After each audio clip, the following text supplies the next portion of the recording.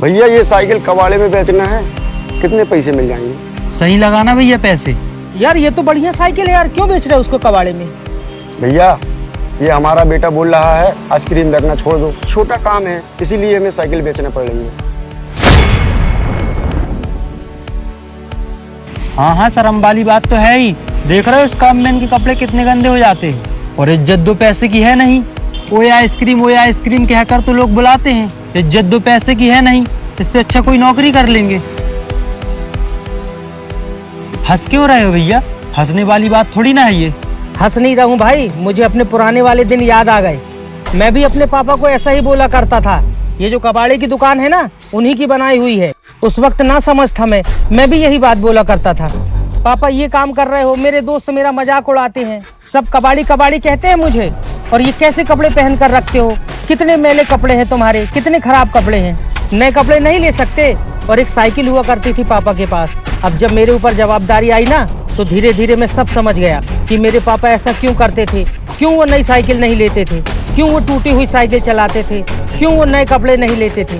भाई जब जिम्मेदारी का बोझ सर पर आता है ना, तो सारे शौक उसी बोझ के नीचे दबकर मर जाते हैं। समझ आई मेरी बात? परिवार के लिए बाप ना अपने सारे शौकों को मारकर अपने परिवार के लोगों के शौक पूरे करता है, अपने बीवी बच्चों के शौक पूरे करके खुश हो जाता है। भैया आपकी सारी बातें ठीक है, मगर अब तो आप कमा रहे हो ना, अब तो आप अपने पापा के सारे शौक पूरे कर रहे होगे ना। जब मैं भी कमाने लगूंगा ना, तब मैं भी इनके सारे शौक पूरे कर दूंगा। फिलहाल अभी तो ये मेरी बात माने। भाई शौक तो पूरे करता मैं उनके, अगर वो आज इस दुनिया में होते तो। मेरे भाई तभी कहते हैं वक्त रहते ना हमें ये बात समझ लेनी चाहिए, अपने बाप के काम पर ना कभी शर्म मत करना। इसी काम से तुम्हारी रोजी रोटी चल रही है। और जिन्हें तुम ये मैले कपड़े कह रहे हो ना भाई, ये मेहनत की कमाई के कपड़े हैं। उन महंगे महंगे सूटों से बेहतर है जो हराम की कमाई से पहने गए हो। समझ में आई मेरी बात? और अगर सच में तुम चाहते हो कि तुम्हारे पापा साइकिल में आइसक्रीम बेचना छोड़ दे, तो तुम इनकी नजरों में काबिल बनकर दिखाओ।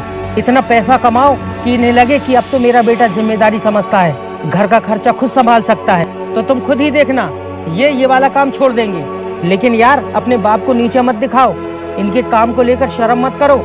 और रही बात ये साइकिल की, तो ये साइकिल तो मैं ले लूंगा, 150 रुपए मेरे को बच जाएंगे। लेकिन भाई मैं अपने फायदे के लिए ना किसी को गलत नसीहत नहीं देना चाहता। समझ रहे हो मेरी बात?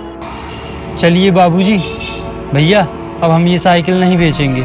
और पापा मुझे माफ कर देना, मेरे पापा दुनिया के सबसे अच्छे पापा हैं।